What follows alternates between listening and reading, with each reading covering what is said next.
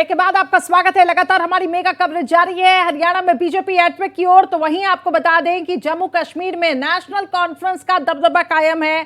तमाम मेहमान इस वक्त हमारे साथ जुड़े हुए हैं। एक बार फिर से आपको इंट्रोड्यूस करवा देते हैं। निरंजन पोद्दार जी हमारे साथ कनेक्ट हो चुके हैं, पॉलिटिकल एनालिस्ट। एक बार फिर से बहुत स्वागत है। मोहिंदर प्रकाश जी, कांग्रेस नेता, बहुत स्वागत है। और रईस अहमद मागरे हमारे साथ जुड़े हुए हैं, वरिष्ठ पत्रकार जम्मू कश्मीर से। तो पहले कश्मीर का जिक्र कर लेते हैं और इसके बाद हम हरियाणा में आएंगे। और जिस तरीके से मोहिंदर जी आपसे जवाब लेना चाहूंगी मैं निरंजन जी की बातों का, और भी हम यहाँ पे एनालिसिस करेंगे, लेकिन पहले रईस जी आप समझाइए मुझे, जम्मू कश्मीर में नेशनल कॉन्फ्रेंस जो है उसका दबदबा कश्मीर रीजन में कायम है, बीजेपी हालांकि जम्मू में, लेकिन अब सवाल यही है कि आखिर उमर अब्दुल्ला ही बनेंगे मुख्यमंत्री। फारूक अब्दुल्ला ने क्लियर कर दिया। आप वहां पे किस तरीके से समीकरणों को देख रहे हैं? जी हाँ, बिल्कुल। जिस तरह से पहले से ही ये माना जा रहा था कि एनसी और पीडीपी का जो एनसी और कांग्रेस का जो गठबंधन है वो पहले से यहाँ मजबूत माना जा रहा था, पहले दिन से ही। और ये माना जा रहा था कि इनको मेजॉरिटी सीटें मिल सकती हैं, और बिल्कुल वही हुआ। और रुझानों में भी साफ वही देखने को मिला। जिस तरह से कुछ लोग कह रहे थे कि एनसी को शायद कम सीटें मिलेंगी, लेकिन जिस तरह से नेशनल कॉन्फ्रेंस का कैंपेन रहा है, उन्होंने बेसिक इश्यूज की बात की है, बेरोजगारी, महंगाई और इसके साथ साथ बिजली, पानी, इन इश्यूज को उन्होंने ज्यादा तरजीह दी है। और इसके साथ साथ उन्होंने ये भी कहा था कि स्टेट होल्ड को हम जो है वो स्टेट होल्ड की रेस्टोरेशन के लिए काम होगा, धारा 370 को रेस्टोर करने के लिए काम होगा। तो उन चीजों को लगता है कि जनता को वो उनका जो मैनिफेस्टो है वो भा गया। यही वजह है कि हमने देखा है कि साउथ कश्मीर में और सेंट्रल कश्मीर में एनसी और कांग्रेस का जो गठबंधन है उन्होंने क्लीन स्वीप किया है। और उसके बाद अगर हम नॉर्थ की बात करें तो वहां पे भी जो है ज्यादातर जो सीटें हैं वो नेशनल कॉन्फ्रेंस को ही मिले हैं। तो जो ये संकेत देता है, जो ये दर्शाता है कि नेशनल कॉन्फ्रेंस जो है वो आज भी यहाँ पे उसका जो काडर है, पुरानी पार्टी है, जो उनके रूट्स है, उस पार्टी की जो रूट्स है वो काफी डीप है। और इतनी आसानी से नेशनल कॉन्फ्रेंस जो है वो उनके वोट बैंक को खत्म नहीं किया जा सकता है, या ये पार्टी इतनी जल्दी बिखर नहीं सकती, जिसको आज आपने देखा है कि दोबारा से जनता ने जो है वो जनादेश जो है जनता ने दोबारा से चुना है। और वहीं अगर हम पीडीपी की बात करें, जो यहाँ पे अन्य और पार्टीज है वो यहाँ पे उनका लगभग सुपड़ा साफ हो गया है। चाहे पीडीपी की बात करें, एआईपी की बात करें, जेकेपीसी की बात करें, अपनी पार्टी की बात करें, तो ऐसा माना जा रहा था कि ये भी अच्छा शो जो है वो पेश करेंगे, लेकिन ऐसा हुआ नहीं। हमने देखा आज सुबह से ही, चाहे हम दक्षिण कश्मीर की बात करें, सेंट्रल कश्मीर की बात करें या फिर नॉर्थ कश्मीर की बात करें, तो तमाम जगहों से जो है नेशनल कॉन्फ्रेंस जो है वो अच्छे मार्जिन से उनके कैंडिडेट्स जीत रहे हैं। और वहीं जो जम्मू में बीजेपी का दबदबा दिखा, लेकिन जिस तरह से नेशनल कॉन्फ्रेंस अभी सबसे लार्जेस्ट जो सिंगल पार्टी इमर्ज होकर आ रही है, और इसके साथ साथ जो उनका गठबंधन है कांग्रेस के साथ, तो ये अब लगभग साफ होने लगा है कि जम्मू कश्मीर में जो नई सरकार है वो कांग्रेस और नेशनल कॉन्फ्रेंस ही बनाने जा रहे हैं। ठीक है, तो पिक्चर बिल्कुल क्लियर हो रखी है जम्मू कश्मीर से, और सीधे तौर पे ये एक्सपेक्टेड था, क्योंकि कहीं ना कहीं कश्मीर रीजन की बात करें तो नेशनल कॉन्फ्रेंस का दबदबा तो है ही, साथ ही जो वोटर्स हैं वो कहीं पे ड्रिफ्ट नहीं हुए, वो उन्हीं के साथ रहे, जैसा कि आप भी यहाँ पे विश्लेषण कर रखे हैं। बने रहिएगा। इसी बीच अगर हम बात हरियाणा की करते हैं तो यहाँ पर देखिए बीजेपी जीत की ओर है और काफी तेजी से बढ़ती जा रही है। दिल्ली में बीजेपी हेडक्वार्टर के बाहर जश्न का माहौल है। बीजेपी ऑफिस के बाहर समर्थक कार्यकर्ताओं ने एक साथ जुटकर लड्डू और जलेबी के साथ जश्न मनाया है। हमारे सहयोगी लगातार वहां पे अपडेट दे रहे हैं, वहां से रिपोर्ट पहुंचा रहे हैं, आपको भी दिखाते हैं। जीत की ओर बढ़ती हुई बीजेपी, और इसके बाद बीजेपी के जो कार्यालय है उसमें जश्न का माहौल जो है, यहाँ पर लड्डू और जलेबी बंटने की शुरुआत हो गई। आप देख सकते हैं ये कार्यकर्ता यहाँ पर जुटे हुए हैं और जलेबियां यहाँ पर आ चुकी है। यहाँ पर ये जलेबी फैक्ट्री लगाने की बात जो है कांग्रेस के राहुल गांधी ने की थी, उसके बाद काफी मीम उन पे बनने लग गए थे। और उसके बाद अब जो भाजपा है, भाजपा ने ये कहा था कि हम अब जीत के बाद अपने ऑफिस में जलेबी बांटेंगे, और इसलिए जलेबी दिवस जो है वो यहाँ पर संजय मयूख जी है। संजय जी, जलेबी जो है वो तो कांग्रेस ऑफिस में बंटनी थी, अब जीत भाई हम लड्डू बांट रहे हैं, बधाई है। दिल्ली के प्रदेश अध्यक्ष वीरेंद्र सचदेवा यहाँ पर हैं, और माहौल यहाँ का देख सकते हैं। सारे कार्यकर्ता और समर्थक अब यहाँ जुटने लग गए हैं। कोशिश ये और 7 बजे के आसपास प्रधानमंत्री नरेंद्र मोदी भी यहाँ आ सकते हैं और कार्यकर्ताओं को संबोधित कर सकते हैं, जो सुनने में आ रहा है, जानकारी मिल रही है। एक बार फिर से प्रधानमंत्री नरेंद्र मोदी के नेतृत्व में बीजेपी जीत की ओर बढ़ती हुई हरियाणा में। हालांकि कहीं ना कहीं जम्मू कश्मीर की भी उम्मीद थी बीजेपी को, लेकिन वहां जो है इस जीत से चूक गई। तो ये माहौल है जो वो भारतीय जनता पार्टी के कार्यालय का है और जश्न का माहौल यहाँ पर शुरू हो गया। भारत एक्सप्रेस के लिए कैमरामैन मधुर के साथ कोमल शर्मा। जीत की ओर बढ़ती हुई बीजेपी। तो देखिए, अब काफी जश्न का माहौल इस वक्त बीजेपी हेडक्वार्टर के बाहर देखने को मिल रहा है। इस पे लगातार हमारी नजर होगी। तो वहीं विनेश फोगाट की क्योंकि जीत हुई है और बीजेपी नेता बृजभूषण शरण सिंह का रिएक्शन इस पे सामने आया। बृजभूषण शरण सिंह ने तंज कसते हुए कहा कि हमारा नाम लेकर अगर वे जीत गई तो उसका मतलब हम महान आदमी हैं। सुनिए। हरियाणा की जनता को बधाई है। हरियाणा की जनता को भ्रमित करने का बहुत प्रयास किया गया। किसान आंदोलन के नाम पर किया गया, पहलवानों के आंदोलन के नाम पर किया गया, और उसके बाद भी भारतीय जनता पार्टी की सरकार हरियाणा की जनता बना रही है। और जाट बाहुल्य जो क्षेत्र हैं उसमें बहुत बड़ी भारतीय जनता पार्टी के कई विधायक वहाँ से जीते हैं। सब बधाई के पात्र हैं। ये लड़ाई जो हम लड़ रहे थे, उन्हीं हरियाणा के बच्चों की हम लड़ाई लड़ रहे थे, जिसको लेकर के इन्होंने एक झूठा नैरेटिव सेट किया, आंदोलन चलाया और पूरे 2 साल तक कुश्ती को बर्बाद किया।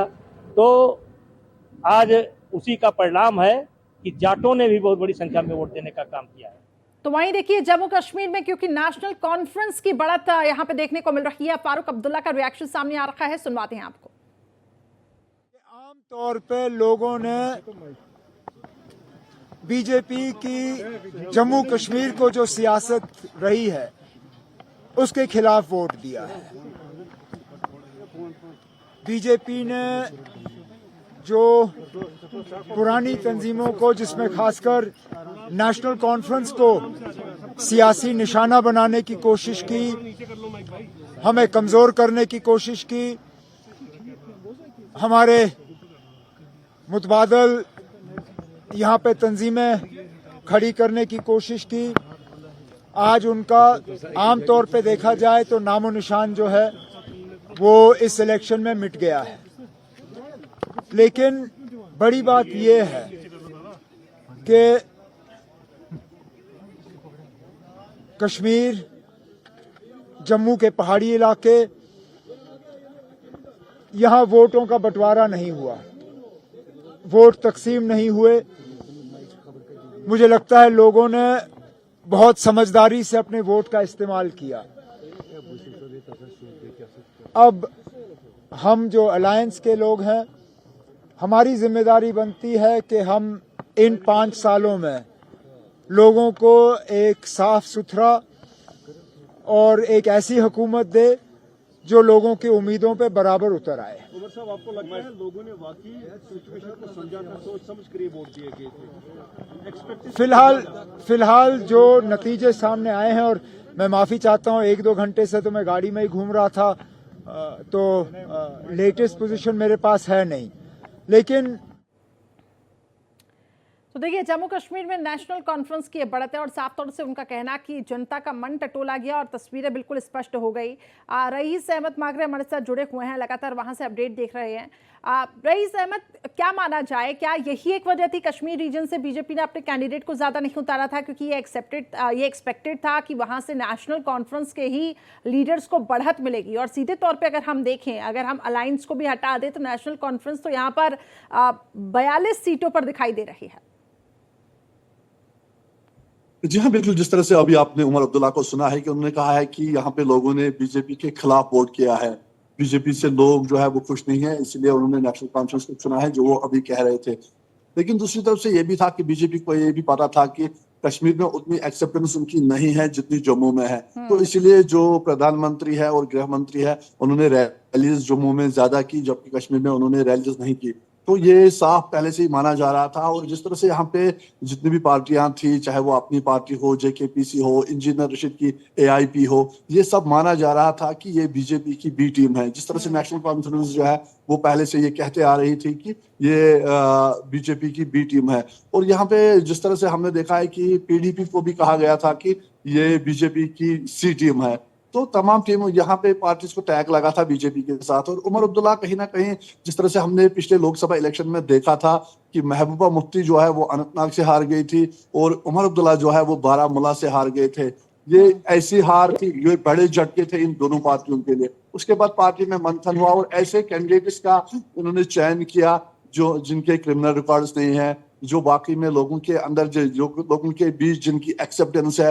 यही वजह है कि आज हम देख रहे हैं कि साउथ कश्मीर में, सेंट्रल कश्मीर में क्लीन स्वीप किया है एनसी और कांग्रेस के गठबंधन ने। और यहाँ पे ज्यादातर जो सीटें मिली है वो नेशनल कॉन्फ्रेंस को मिली है, ये एक्सपेक्टेड था। और यही वजह है कि जम्मू में बीजेपी ने ज्यादा रैलियां की है और कश्मीर में कम, क्योंकि वो जानते थे कि यहाँ पे जिस तरह से नेशनल कॉन्फ्रेंस का दबदबा है, और पहले कहा जा रहा था कि शायद वो कम हो गया है, लेकिन आज नेशनल कॉन्फ्रेंस ने फिर से दिखा दिया है कि ये एक पुरानी पार्टी है। यहाँ पे नेशनल कॉन्फ्रेंस का पहले भी दबदबा था और आज भी दबदबा है। और यही वजह है कि यहाँ पे ये भी माना जा रहा था कि कोई सिंगल लार्जेस्ट पार्टी यहाँ पे इमर्ज होके नहीं आएगी। तमाम पार्टीज जो है वो थोड़ी सीटें लेंगी, लेकिन कोलिशन में जो है वो सरकार बनेगी। लेकिन जिस तरह से हम नेशनल कॉन्फ्रेंस का शो देख रहे हैं, यकीनन नेशनल कॉन्फ्रेंस ने जो एक्सपेक्टेड था उससे ज्यादा सीटें यहाँ पे ली है। और अगर नेशनल कॉन्फ्रेंस और कांग्रेस सरकार बनाती है, जो अभी के रुझान है वो दिखाते हैं कि उन्हें बहुमत मिल रही है, उन्हें किसी और की जरूरत नहीं पड़ेगी। लेकिन दूसरी तरफ से हम यहाँ पे देख पा रहे हैं कि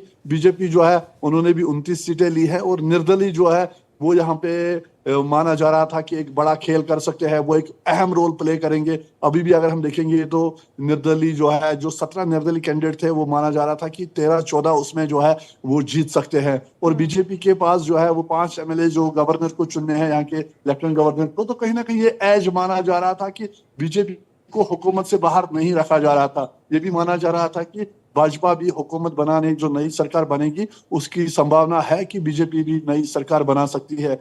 लेकिन जो अनएक्सपेक्टेड ये था, जिस तरह से नेशनल कॉन्फ्रेंस का अभी तक शो रहा है, 42 सीटों पे उनकी बढ़त दिख रही है। और इसके साथ कांग्रेस भी जो है वो 6 सीटें कांग्रेस की भी यहाँ पे जो दिख रही है। तो 48 का जो बहुमत है वो ये दोनों गठबंधन जो है वो पार करेंगे। और इसके बाद इनको यानी कि हम ये समझे कि बीजेपी की अब वहां पे कोई चांस नहीं है। आपने कहा 29 सीटें तो हैं, लेकिन जो गठबंधन जो है वो करीब है बहुमत के आंकड़े का। शॉर्ट में रिएक्शन। जी हाँ, बिल्कुल। जिस तरह से हम यहाँ पे देख पा रहे थे कि धारा 370 हटने के बाद पूरी तरह से यहाँ के डायनामिक्स जो पॉलिटिक्स है वो चेंज हो गए हैं। जो पहले मुद्दे यहाँ पे हुआ करते थे, अब वो मुद्दे रहे नहीं। और ये पॉलिटिकल पार्टीज भी भाग गई थी पिछले इलेक्शन में, क्योंकि लोगों ने साफ तौर पे उन चीजों को रिजेक्ट किया था। यहाँ पे अक्सर यहाँ पे स्टेटहुड की बात हो रही थी, यहाँ पे धारा 370 की रेस्टोरेशन की बात हो रही थी। जो लोगों के असल मुद्दे हैं वो यहाँ की बेरोजगारी है, बिजली, पानी, जो लोगों के जो आम मसाइल है उनका वो इजाला चाहते हैं। तो नेशनल कॉन्फ्रेंस ने इस चीज को बांपा, इस चीज को समझा और रैलीज में इस चीज को ज्यादा फोकस किया कि इन लोगों को समझाए कि उनके जो मसाइल है अगर कोई हल कर सकता है तो वो नेशनल कॉन्फ्रेंस ही है। और साथ ही जो बीजेपी है उसको भी पता था कि जो गाठी में जो एक्सेप्टेंस है बीजेपी की वो उस तरह की नहीं है, तो उन्होंने ज्यादा फोकस जम्मू पे किया। जी ठीक है, बने रहिए हमारे साथ। तो पिक्चर जम्मू कश्मीर की क्लियर होती हुई दिखाई दे रही है। उमर अब्दुल्ला को भी हमने सुना साफ तौर से। फारूक अब्दुल्ला का भी कहना है कि उमर अब्दुल्ला ही आगे अब कमान संभालेंगे, नए सीएम होंगे। लेकिन फिलहाल थोड़ा सा इंतजार और लगातार रईस अहमद माकरी जी आपसे अपडेट मैं लेती रहूंगी। फिलहाल 2 गेस्ट जो मेरे साथ जुड़े हुए, निरंजन जी और इसके साथ ही मोहिंद्र प्रकाश जी। आप एक छोटा सा कमेंट, क्योंकि इसके बाद मुझे ब्रेक के लिए भी रुकना है। निरंजन जी, जम्मू कश्मीर में तो नेशनल कॉन्फ्रेंस और कांग्रेस का गठबंधन जीत की ओर। अगर हरियाणा की बात करें तो हरियाणा में जैसा कि आप बता रहे थे कि क्या क्या फैक्टर्स रहे हैं बीजेपी की जीत का, लेकिन सवाल मेरा मैं भी इसमें ऐड ऑन करना चाहूंगी। एग्जिट पोल में तो कहीं नहीं, जो कि मोहिंदर जी का भी कहना था। एग्जिट पोल में तो हमने ग्राउंड सर्वे भी करवा लिया, तो वहां की जनता जो है वो कह रही कि ठीक है, कांग्रेस ने काम किया है, कांग्रेस का परफॉर्मेंस अच्छा रहा। लेकिन अगर अब देखें हम तो ये नतीजे बिल्कुल उलटफेर हैं। तो कांग्रेस बार बार जो ये कह रही है कि ये दबाव बनाया गया है बीजेपी की तरफ से और ये होना बिल्कुल तय था, आपको लगता है क्या ये उचित है? अब वक्त है आत्ममंथन का भी। और चाहे फिर वो अगर कांग्रेस की जीत होती तो क्या कांग्रेस फिर ये बातें कहती, फिर ईवीएम पर ठीकरा फूटता? देखिए करिश्मा जी, आपने 2-3 बिंदुओं के ऊपर बात करने के लिए बोला है। तो पहली बात तो मैं अगर कश्मीर की बात करूं तो कश्मीर के अंदर आप ये कह सकते हैं कि नेशनल कॉन्फ्रेंस जीती है, लेकिन भारतीय जनता पार्टी मुझे हारी हुई दिखाई नहीं देती है। वो मैं इसलिए बोल रहा हूं क्योंकि 2014 के चुनावों को देखेंगे तो मात्र एक सीट भारतीय जनता पार्टी की शायद वहां पे घटी है। और इस चीज को आप ये मान के चलिए कि जिस तरीके से जम्मू कश्मीर 2 संभागों में बटा हुआ है, एक जम्मू संभाग और दूसरा कश्मीर वैली। तो कश्मीर वैली के अंदर इस चीज को आप समझ सकते हैं। मैं तो बल्कि इस चीज को देख करके बहुत ज्यादा आश्चर्यचकित हूं कि जिस तरीके से कश्मीर वैली के अंदर भी भारतीय जनता पार्टी ने अपने कुछ चुनिंदा उम्मीदवार खड़े किए, यानी कि मेरे ख्याल 19 उम्मीदवार वहां पे खड़े किए, और उसके अंदर भी कई कई जगह Bharatiya Janata party second runner up रही है वहां पे। तो यानी कि भारतीय जनता पार्टी को अगर मुस्लिम समाज में इतने वोट मिल रहे हैं तो ये एक आश्चर्य करने वाली बात है। रही बात एनसी की जीत की और पीडीपी का जिस तरीके से वहां पे सफाया हुआ उसकी बात करें तो देखिए आपको एक चीज और देखनी पड़ेगी कि जिस तरीके से पूरे देश के अंदर मुस्लिम समाज का वोटिंग पैटर्न आपको नजर आएगा कि वो अब आज की तारीख में वो जब भी वोट कर रहा है तो वो एक स्ट्रेटेजिक वोटिंग कर रहा है, यानी कि इकट्ठे होकर के एक साथ वोटिंग कर रहा है। वो ये चाह रहा है कि हमारे वोटों का कहीं बंटवारा ना हो जिसका लाभ भारतीय जनता पार्टी को मिल जाए। तो इसी चीज को आप देखेंगे तो आप लोकसभा चुनाव में भी देखिए, उससे पहले जिस तरीके से 5 राज्यों के चुनाव हुए, चाहे इसके अंदर तेलंगाना का चुनाव भी आप जोड़ सकते हैं, उसको भी आप देखेंगे तो आपको यही नजर आएगा, यही वोटिंग पैटर्न नजर आएगा जो इस बार जम्मू कश्मीर के अंदर। क्योंकि जिस तरीके से अब इन्होंने एक अपना मैकेनिज्म बनाया है, या यूं कहें कि एक इनका अपना एक जिसको कहते हैं समन्वय कोई व्यवस्था है जिससे ये तय हो जाता है कि हमें इन चुनावों के अंदर किस पार्टी के साथ लामबंद होकर के जाना है। तो वो चीज कश्मीर के अंदर हुई कि पीडीपी को लोगों ने त्यागा और भारतीय जनता पार्टी के खिलाफ एनसी को चुनाव जिताया। ये तो हुई कश्मीर की बात। रही बात जो आपने एग्जिट पोल की बात करी, तो करिश्मा जी देखिए, मैं बहुत दिनों से एक बात कह रहा हूं और आप यकीन मानिए परसों भी मैं कई टीवी चैनलों के ऊपर सर रोकना चाहूंगी, भूपेंद्र सिंह हुड्डा की तरफ से प्रेस कॉन्फ्रेंस हो रखी है, लगातार रिएक्शंस भी सामने आ रहे हैं, सुनिए। सारी बात कहेंगे लेकिन इसमें कोई दो राय नहीं। आश्चर्यचकित क्या बड़ा कारण मानते हैं आप? आपने एक तंत्र की बात कही, लेकिन एक कांग्रेस के अंदर भी एक तंत्र काम कर रहा था। कोई लीडर 6 दिन के लिए प्रचार करने नहीं जाता है, कोई लीडर दिल्ली में बैठ के केवल इंटरव्यू करता है। वो उस तंत्र नहीं, कांग्रेस एकजुट थी। ये तो आप लोगों की बात कहानी थी। अब बीजेपी का तो आप देख रहे नहीं, विद साहब कहीं घर से नहीं निकले, रामविलास जी शर्मा जी टिकट काट दी गई थी, वो तो अलग बात है। देखो, कोई भी प्रजातांत्रिक पार्टी होगी, लोकतांत्रिक पार्टी होगी, मतभेद स्वाभाविक हो सकते हैं, लेकिन मनभेद किसी का नहीं था। साहब, कुमारी शैलजा ने आज सवाल उठाया है कि प्रॉपर कोऑर्डिनेशन नहीं था, तालमेल नहीं रखा गया था प्रॉपर। कुमारी शैलजा ने कहा है कोऑर्डिनेशन रखना किसका काम है? सबका काम है कोऑर्डिनेशन। कौन सा कोऑर्डिनेशन का मतलब की बात जब आप कर रहे हैं तो क्या आप ईवीएम की ओर इशारा कर रहे हैं? क्योंकि आपकी पार्टी ने कहा कि स्लो रिजल्ट जो है वो अनाउंस किए जा रहे थे। कुछ ना कुछ है ना। तो देखिए, अब जीत एक तरफ यहां पर बीजेपी की, तो वहीं अब हार के कारणों पर मंथन होगा कांग्रेस की तरफ से। केंद्रीय मंत्री मनोहर लाल खट्टर ने भी अब देखिए यहां पर उन्होंने भी प्रतिक्रिया दी और कहा कि जनता ने कांग्रेस के झूठे वादे को नकार दिया है, बीजेपी के कामों पर मुहर लगाई है। हरियाणा के लिए नया रिकॉर्ड कायम हुआ है। वहीं हरियाणा के मुख्यमंत्री नायब सिंह सैनी ने जीत के लिए हरियाणा की जनता को धन्यवाद कहा। क्या कुछ कहा गया उनकी तरफ से वो भी सुनवाते हैं आपको। और अनिल विज की तरफ से यहाँ पे प्रतिक्रिया सामने आई कि देश को आगे ले जाने के लिए पीएम मोदी का जो विजन है उस पर जनता ने मुहर लगाई है। सुनिए। लगातार एक झूठ बोलने का, भ्रम फैलाने का काम कर रहे थे। जनता ने कांग्रेस की बात को नकारा, भारतीय जनता पार्टी की बात को उन्होंने सराहा, स्वीकार किया।